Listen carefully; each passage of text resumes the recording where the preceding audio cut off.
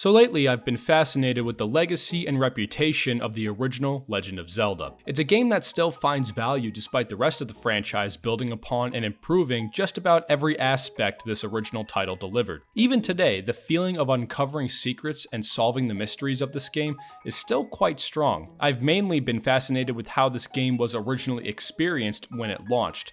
In my last video, I talked about how the use of guides and consulting the manual played a major part in enjoying this game. Some may argue that it's a disingenuous way to experience the game. Even Miyamoto apparently didn't want players looking at the manual unless absolutely necessary. Personally though, I feel the info in the manual is critical to fully appreciate the world building of this game, as the game itself is pretty vague. Even for new players back in the day, I think including a quick tutorial and a guide for the first few dungeons played a big part in easing in gamers so that the game doesn't feel too daunting. Even with the use of manual hints, guides, and walkthroughs, I don't believe it ruins the experience by informing the player of various aspects or secrets. When Zelda was new, there was still an incredible feeling of discovery just by hearing what other kids may have discovered, and who's to say they didn't just resort to a magazine article revealing secrets. With playing Zelda at the time, the natural intrinsic desire to conquer the land and solve the mysteries behind it was the core experience, no matter how you went about it. If you want to go completely blind and uncover all the mysteries and secrets all on your own like a true hardcore explorer, then all the more power to you. However, saving enough allowance money in order to purchase a Nintendo Power issue to uncover further secrets, quite literally buying a treasure map from a merchant, is also an immersive experience in of itself. Then whoever went that route can pass that info on to others, and the daisy chain of hints and tips and secrets spread across all who played this game, and achieving that kind of experience today is almost impossible. I mean, wasn't that the reason PT was such a big thing? Well, despite it was supposed to be the next Silent Hill, but it was this completely secretive experience that required the collaboration of everyone who played it to uncover all the cryptic secrets and puzzles in order to solve the game, with the ultimate reveal that it's a new Silent Hill game. More games really need to do that, man, because those kinds of experiences are one of a kind. There's many Zelda fans that would love to see a remake of this original game. While I understand that perspective, I don't ultimately agree with it anymore. I can't really see a direct remake of this game capturing what the original experience is all about.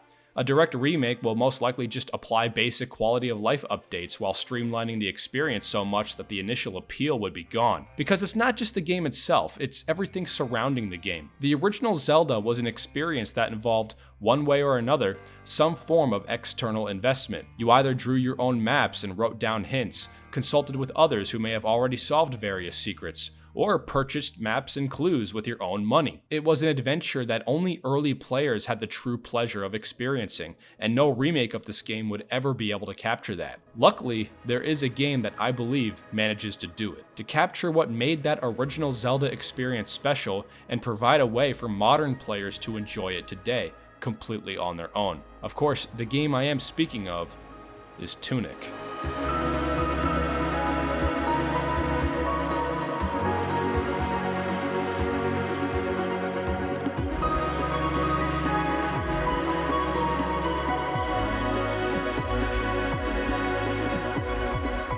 Okay, I'm gonna warn right now that for the rest of this video, I will be spoiling the crap out of this game's mechanics and secrets. If you haven't played this game yet, then I order you to shut the video off and go play the game as soon as you can. Don't worry, I already have your view. I know you've already liked the video and subscribed. It's okay, I trust you.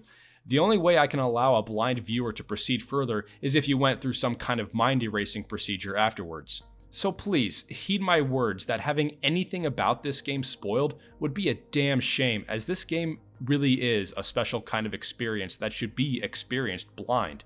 Okay? Final warning. If there was one way to describe Tunic, it would be a remake of the original Legend of Zelda. Not a conventional remake like it's the same game and the same world with the same characters, items, story, better graphics, yada yada. No. Tunic is a remake of Zelda because it absolutely captures the mystery behind the original Zelda, exploring an unknown land, using clues to uncover secrets, and embarking on a quest that transcends outside the game and into the player's hands. It all revolves around Tunic's most impactful game mechanic, an instruction manual. I will be completely dead-ass serious when I say that Tunic's digital manual is my favorite part of the game. Of course, it's a massive tribute to Zelda's original manual, but there's so much more to it than that. Cave Story Plus on Switch had a manual that ripped off Zelda, and outside of being a cute little tribute, it really doesn't offer anything to enhance the game outside of cool new artwork and an explanation on how to get the best ending, which is hidden behind a pretty easy puzzle. Tunic's manual is much more than that. It's a fully fleshed out game mechanic.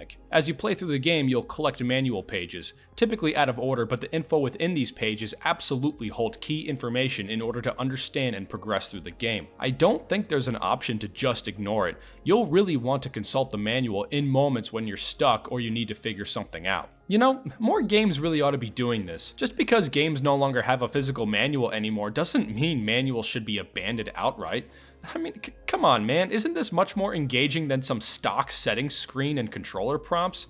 Modern games waste away playtime with tutorial sections that hinder repeat playthroughs, when the much more elegant solution is right here. Of course, in Tunic's manual, you have basic game info.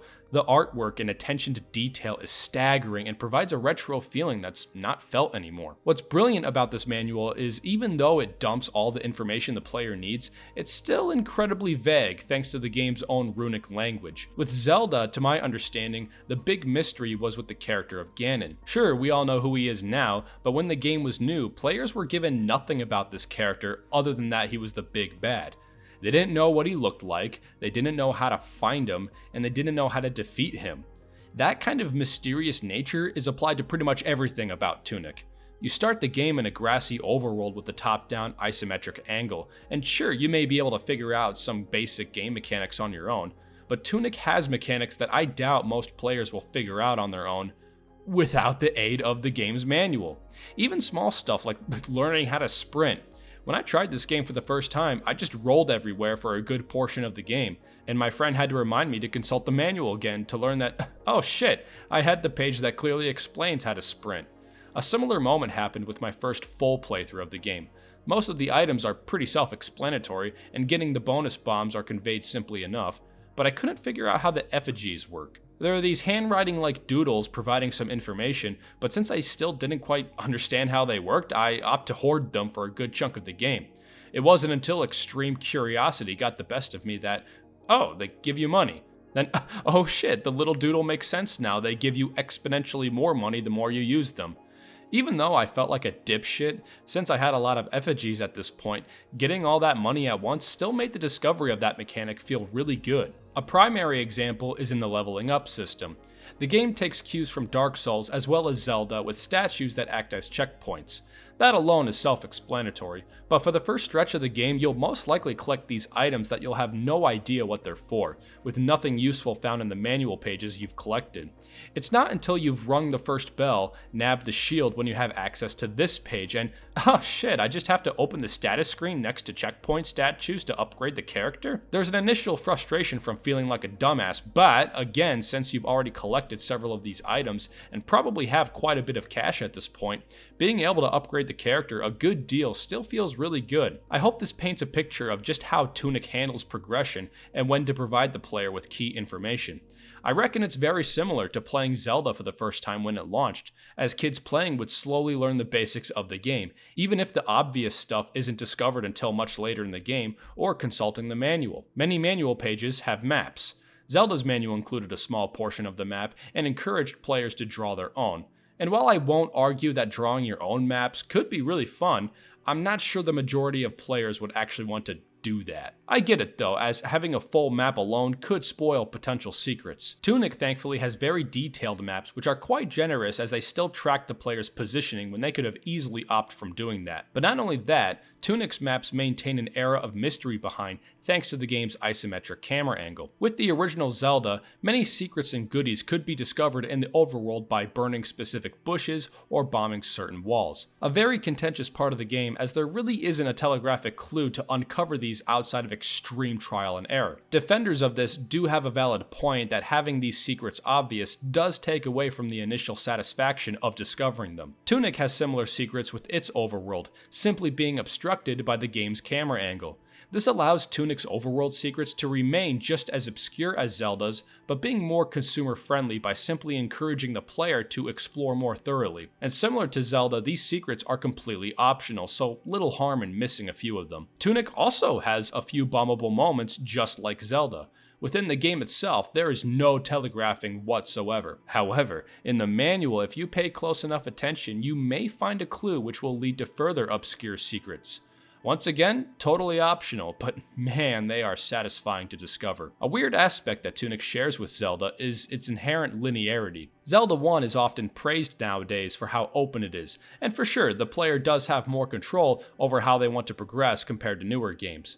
But even in Zelda 1, dungeons are ordered to suggest an optimal completion route, and later dungeons will still require items from previous ones in order to access. Tunic is similarly about as straightforward. I mean, the story itself is extremely vague, which requires some serious investment with the underlying lore of the game, which is awesome if you're into that sort of thing. But as far as core objectives go, yeah, it's pretty basic. Ring 2 bells, find 3 keys, some other stuff, and a final boss. While many players nowadays seem to hate linearity for whatever reason, Tunic still holds to Zelda 1's core experience by not holding the player's hand. Sure, the first few pages straight up tell you what you gotta do first, but it's still up to the player to find out where or how. It's probably why the first area, the East Forest, doesn't have a map, forcing the player to pay attention to the level design to navigate around. After ringing the first bell, it's less clear on how or where to ring the second bell. It's all in the manual, assuming you've collected the pages, but the info provided is still vague enough to make the player think about how to proceed next. With Zelda, the objective of clearing all the dungeons is self-explanatory, and the most fun part of the game for me was figuring out the location of the next one. My favorite was Dungeon 5. You first meet an old man in the previous dungeon who advises you to head inside the waterfall. You make your way following the river to the waterfall and oh shit, you can go behind it.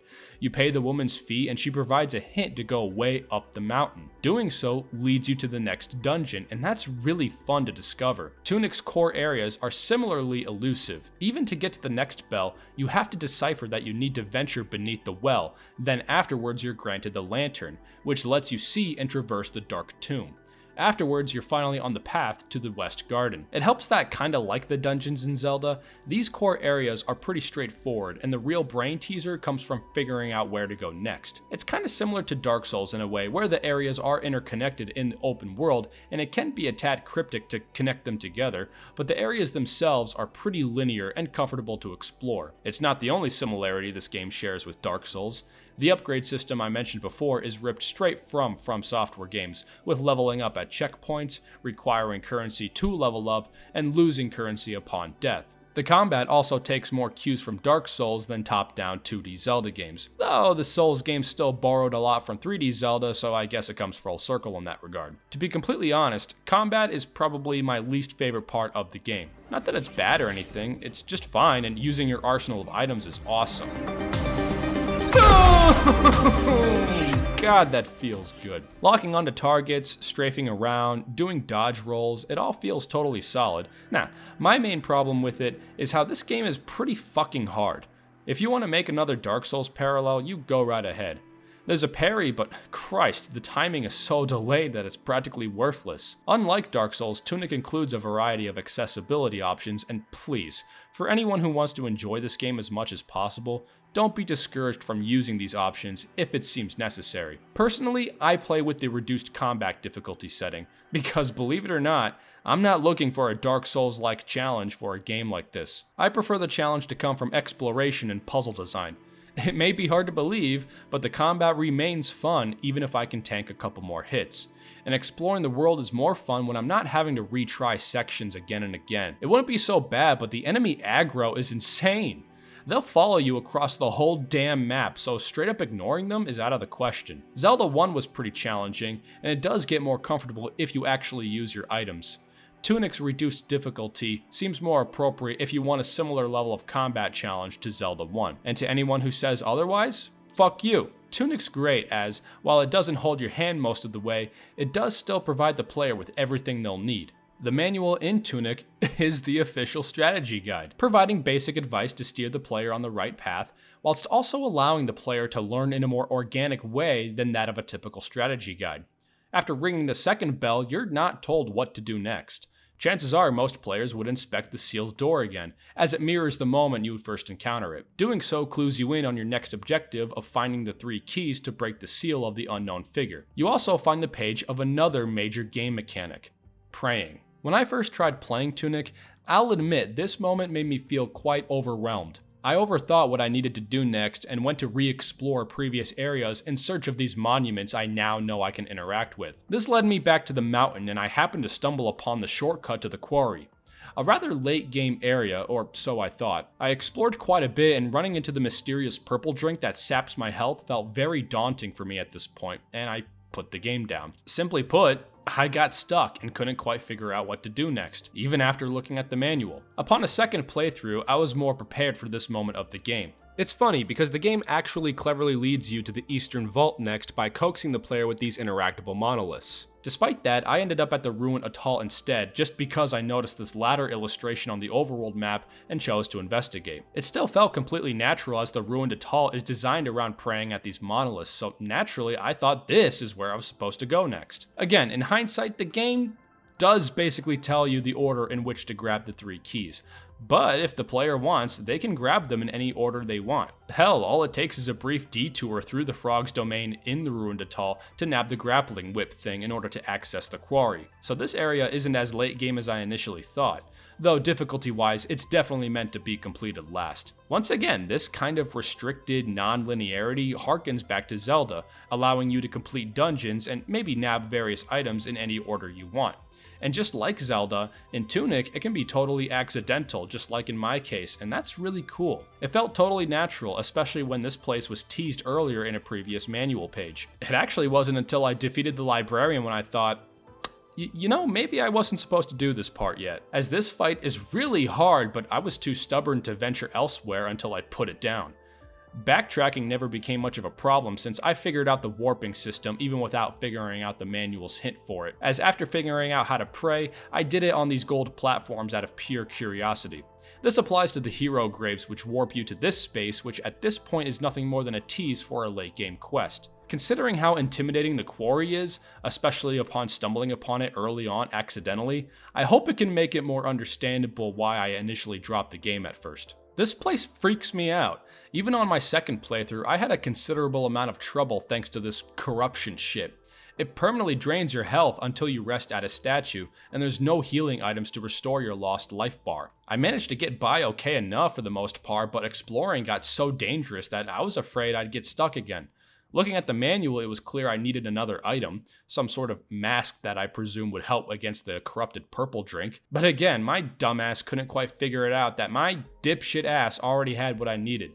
Tunic has what's called ability cards, another mechanic I couldn't quite figure out for an embarrassingly long time my first real go-around. Like, I sorta got it, they add perks to your character, some more obvious than others. At this point in the game, you should have the page that lists all of them, and you should be able to deduce what they do. But again, since I'm kind of a moron, I never thought to try the ability card that I just got in the quarry that, of course, gives you the mask that negates corruption damage. On the flip side, it was shortly after this when you get the gun. This thing is awesome. I love it when they put guns in fantasy games. You get another ability card too, and to be honest, I couldn't figure out what most of them do. I suppose basic trial and error might do the trick, but well, like this one, I thought it made the shield better somehow since it changes the model, but I didn't feel much difference. It was by complete accident that I found it makes the parry window much larger, so that's awesome. You'd hope for some direction on what to do next after unlocking the final seal with the 3rd key, but you may notice the mysterious figure is no longer in the Far Shore warp room. Upon warping to the empty battlefield, you'll encounter the figure, now officially revealed as the heir. Good luck beating this boss in your current state. Doubt it's really possible without the no-fail setting enabled. After inevitably dying, you'll respawn in spirit form in the overworld. This part on my first real playthrough was pretty exciting because it was another opportunity to find out what to do next. Again, it harkens to my main source of enjoyment with the original Zelda. It really does feel like a real adventure when you have to find out shit on your own. Okay, so looking at the manual, there's a page teasing the swamp. It warns you how dangerous this place is, and it mentions that only ghosts are permitted. You can actually visit this place much earlier, but you won't get far. Well, now that we are a ghost, we can progress further. This part of the game is certainly challenging as your stats are nerfed. The graveyard part ain't so bad, save for the invisible enemies. Luckily, there's a trick.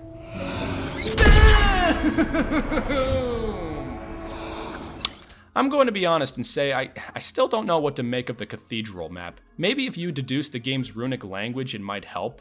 Luckily, this place is pretty linear, so it's not a problem, but if there are secrets that are alluded to in this map, then I'm not sure if I discovered them. You know, the best way to do a boss/enemy gauntlet is to grant the player some form of control, so points for Tunic for allowing that. See, what you gotta do is, you do the harder enemies first, and actually save the easy ones for last. That's the secret. Also, save the heal spawn for dead last. That part is critical. Not gonna lie, I was prepared to get rewarded with some sort of upgrade, but I had no idea what it could.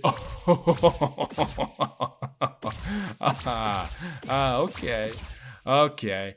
I get it now. There's an awesome feeling of a light bulb going off on top of your head when you realize what you gotta do next. Finally being able to reach the platforms at the hero statue, and the next page makes your final core objective clear. The journey to retrieve your lost upgrades is the most open the game gets at this point, since you can do them in any order you want. The only trick is remembering where the hero statues are. Making your way back to the overworld gives you the immediate opportunity to finally accomplish something you've probably wanted to do the whole game. This one page that's just been sitting there teasing you can finally be collected. This page reveals the game's biggest hidden mechanic for a normal playthrough: the truth behind the Holy Cross. Throughout the game, as you collect manual pages, you'll see the Holy Cross get referenced, and most players are going to wonder what that means. Any rational player is simply going to assume that it's just an item you'll get later, maybe even the last item in the game. In a way, that's true, but the truth is even more mind-blowing than that. The Holy Cross is the D-pad. The Holy Cross is the goddamn directional pad. That's amazing, and I bet an extremely clever player could have figured this out sooner. I mean, the game allows you to map the D-pad inputs for seemingly no reason, since you'd assume the D-pad does nothing for most of the game. But psych! The Holy Cross is the power within you all along. You must only now figure out how to use it. The game literally gives you a code and destinations to try immediately. You probably wanted to open this door the whole game, and now is your chance to finally unlock the seal. Okay, so inputting the special codes with the Holy Cross, and oh my god, it works. The next page provides more info behind how the Holy Cross works, as well as alluding to one of the game's endings. Now, this point will separate those who can figure out the Holy Cross from those who can't.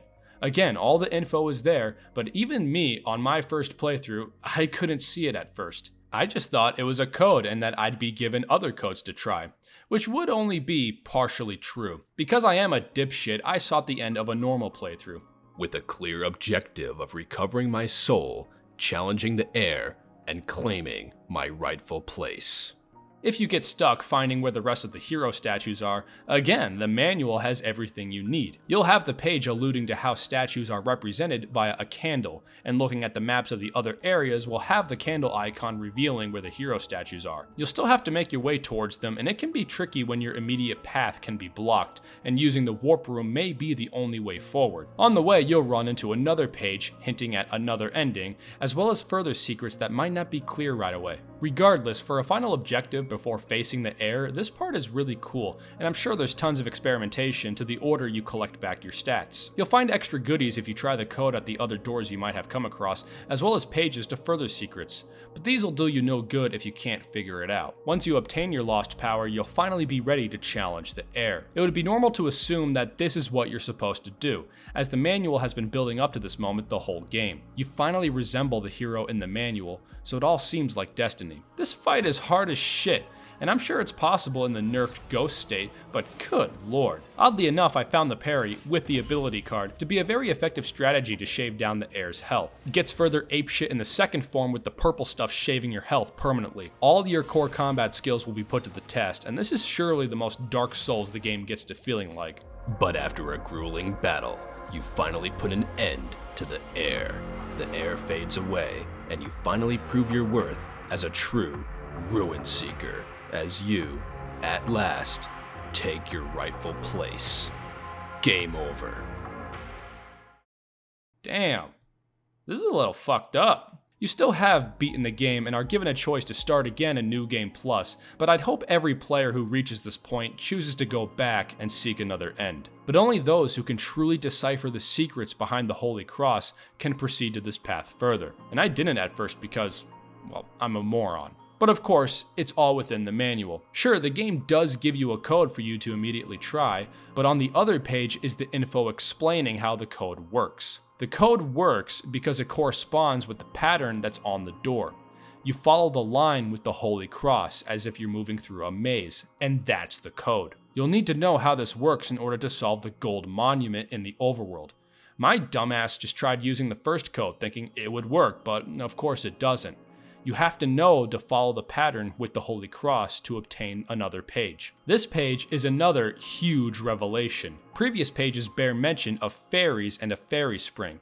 You might have already ran into the fairy spring by accident but not knowing what it's for. Well, this page gives you what you need.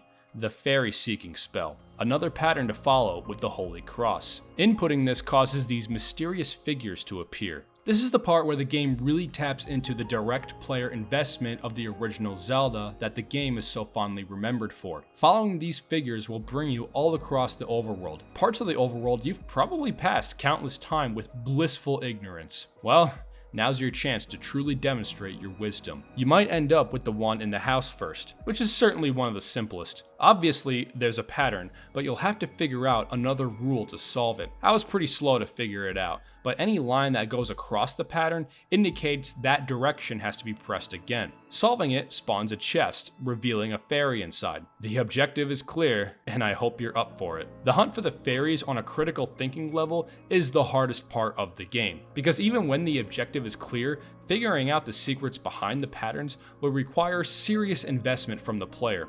It is at this point when you bust out the notebook because trust me, it's necessary. This part is awesome because you're literally creating your own passcodes with the limited information the game gives you, and it's so satisfying. There's this room with an invisible path.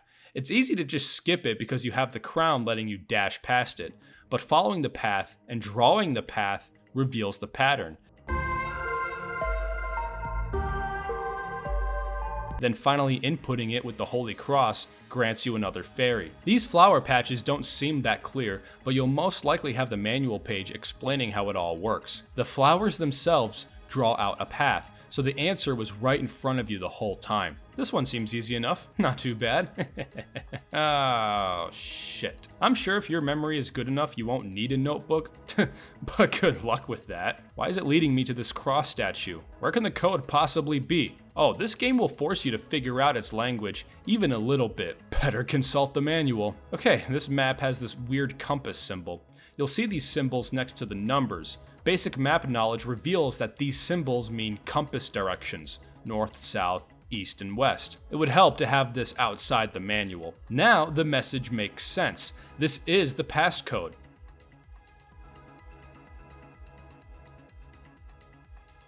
Aha! Nice. Oh, fuck this one. The pattern is right there, but it's rotating. I could only figure this out by rotating my notebook to keep the directions intact.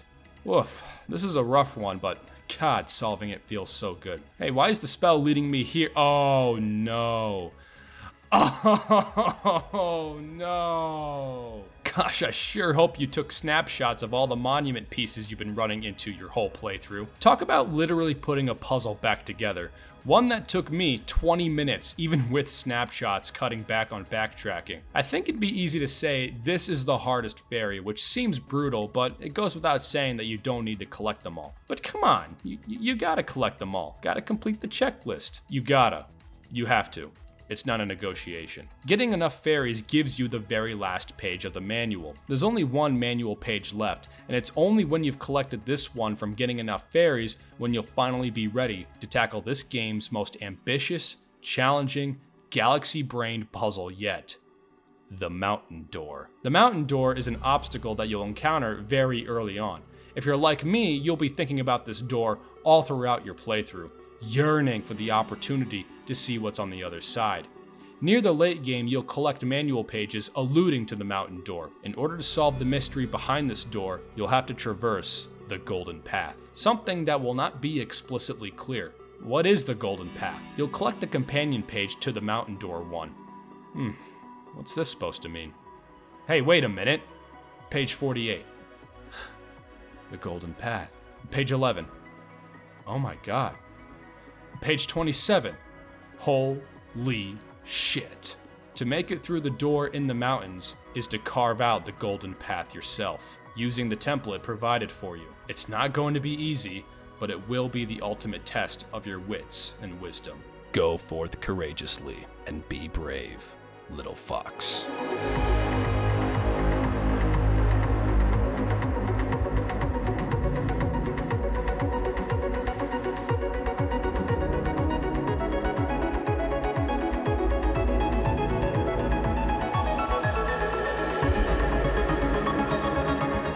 What the hell? Where's the pattern? Hey, wait a minute.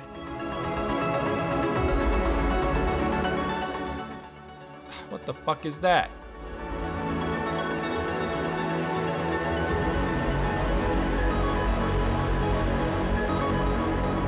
Oh my god.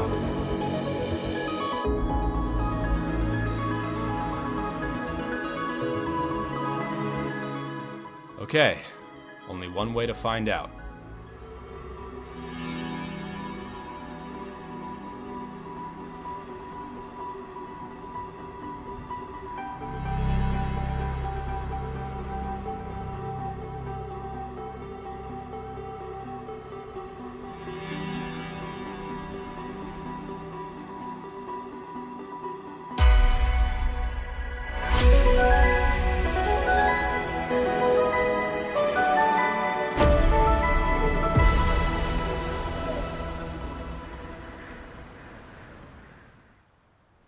I'm not going to lie, there's not many things in games I would consider a huge accomplishment. After all, they're just video games. Mostly it's dumb personal stuff that I could have easily done without. But this moment right here, this felt like I really accomplished something. Something that I legitimately had to work for and earn. It's an incredible and amazing feeling, and I'll always appreciate this game for that. Making my way up the mountain I have sought for my whole adventure, pondering what could possibly be at the top. Another page. It's going to sound extremely weird, but this simple moment caught me off guard and made me choke up a little bit.